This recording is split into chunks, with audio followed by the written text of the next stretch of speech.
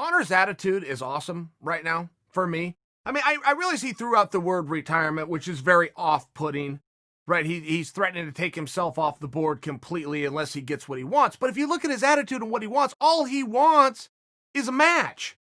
I like that attitude. And he's saying, I don't care who it's against. As a matter of fact, I don't even give a damn what weight class it is.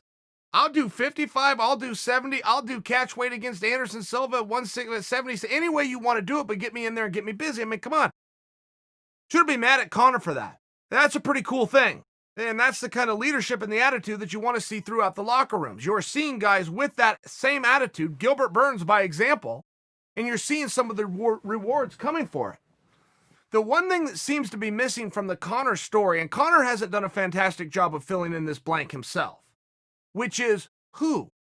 Who would you like to be matched up specifically with Conor?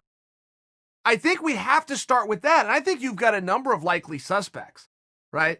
RDA has got to be on that list somewhere. Those two promised that they were going to fight and didn't. RDA happens to be available right now. We could do that match. Masvidal versus Conor arguably has to be the biggest match that the entire sport could put on right now with the absence of George St. Pierre. So that one would need to be looked at. Also, if you understand that both of their dance cards are open, and the whole reason Conor ever came back on 170 pounds was because Dana said that he wouldn't put him against Masvidal because Masvidal was too big, and Conor wanted to say, oh yeah, let's find that out under the unified rules. I mean, look, I think there's just something very special there. Without question. Right? I mean, essentially, I'm a guy right now trying to sell you a Ferrari. There's no skill in selling you on the idea of Conor versus Masvidal. The guy with the skill is the one that's going to be able to sell you a Volvo. I mean, I understand these type things. I'm just offering for you the fact that Conor hasn't said these words. When Conor says something, people hear it. Conor's got a loud voice. People take notice. I'll be over here talking to you guys about it, paraphrasing what he said. I mean, people are going to hear it. And the one part that Conor has left out of the story is who. And he keeps coming in with this bravado idea of anybody. Anybody works in a broad stroke. But if you're trying to narrow it down to actually get something done, we're going to have to know who. So it's a very cool thing that he's saying 55, 70, 176, any way you want to do it, give me a body, give me a date, and let's go. I like that whole thing. Now come in with the who. Who do you want to fight, Conor? The last times you've called your shots, you've got them. But that's the one part that you're leaving out of the story right now. Do you agree with me on RDA? Do you think this is the time to play the trilogy card with Nate Diaz? Do you want to be the BMF champion? Because as each day goes by, it just appears we're getting further and further away. And I personally am not buying into the entire Livegate Conor McGregor have to be married together and go hand in hand. Look, there doesn't appear to be an end in sight. There is an end. There is an end for sure. There's light at the end of this tunnel. But what are we talking about here? We're going to keep Conor on ice until 2021? When he doesn't want to be kept on ice?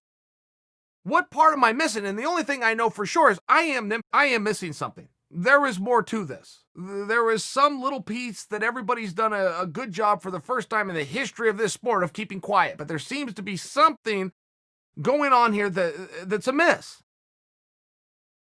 Khabib's not coming back to fight Gaethje until September. If that fight goes off as planned, and I believe that it will.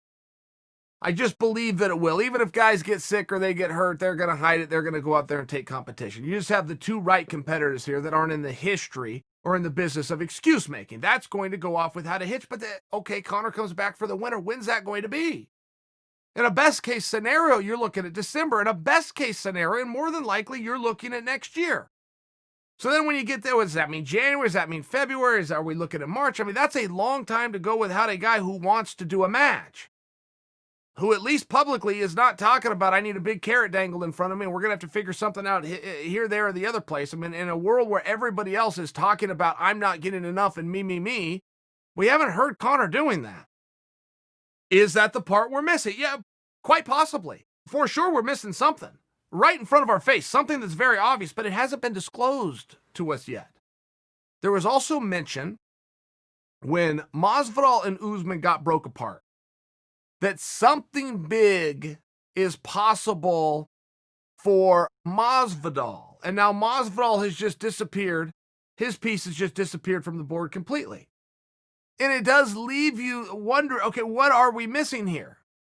Looking like the fact of the fight being broken up between Kamaru and Masvidal, but something big remains for Masvidal, makes it look like Kamaru's the skunk at the garden party. But then when Masvidal doesn't get a match and Kamaru's about to headline against the number one ranked fighter in the world, looks like no, Kamaru was not. Kamaru did everything right. He has to be a reactor. As champion, you don't really get to call people out. It doesn't necessarily work that way. He's waited for somebody to emerge. Gilbert Burns emerged, and here we are. Which leaves you with, what do we do with Masvidal? What do we do with Conor? Why aren't we not bringing these type things together? I don't know that Masvidal has done a great job of pleading his case, at least publicly. He's got very public with his case. He said, I want to get paid, not played, by example. Okay, we got what you want, George. We're talking dollar signs here. We got that. But who with you could make all of this work for everybody? It would seem to me you got a couple of very good options. Nate Diaz is always going to work. It just is. Conor McGregor is going to work. It just is. But I haven't heard these guys be called out. I haven't heard Conor specifically call out Masvidal or Nate Diaz. I know Nate Diaz would like to be busy again too, but I only know that from talk around the water cooler. I haven't heard Nate Diaz very specifically say, I want Masvidal, I want a rematch, the end.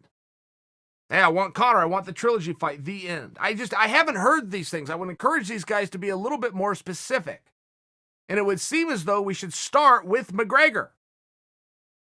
You can be as mad as you want that Conor retired and took himself off the table. Look, we all understand that is something you say. We got it. But you can't make believe that his reasoning wasn't pretty cool, even refreshing. I want to be busier. I want to fight, and I'm even willing to spread it over any weight class you want to do it. Look, Conor, love all of those things, but you know as well as anybody, you helped to write the book on the marketing of the... Say who? Say a name, Conor. You will get it. There's some reason somewhere that Conor has not said a name. The only thing that we can all be sure of as we try to digress and pick this thing apart is there's something here that we're missing.